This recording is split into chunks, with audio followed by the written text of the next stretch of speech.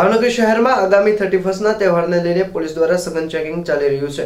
ત્યારે ટેકરી ચોક રૂવાપરી વિસ્તારમાંથી પોલીસ દ્વારા 11 પેટી વિદેશી દારૂ ઝડપી પાડવામાં આવ્યો।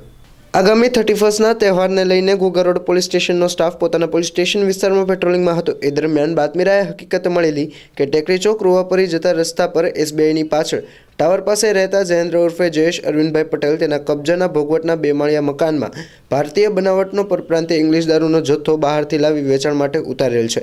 જે હકીકતના આધારે રેડ કરતા અલગ અલગ વિદેશી દારૂની કુલ 11 પેટી ઇંગ્લિશ દારૂ બોટલ મળી આવતા આરોપી જયેન્દ્ર ઉર્ફે જયેશ અરવિંદભાઈ પટેલના વિરુદ્ધમાં ગુનો નોંધી કાયદેસરની કાર્યવાહી હાથ ધરવામાં આવી છે। જ્યારે આરોપી ન મળતા આરોપીને શોધવા ચક્રો ગતિમાન કરાયા છે।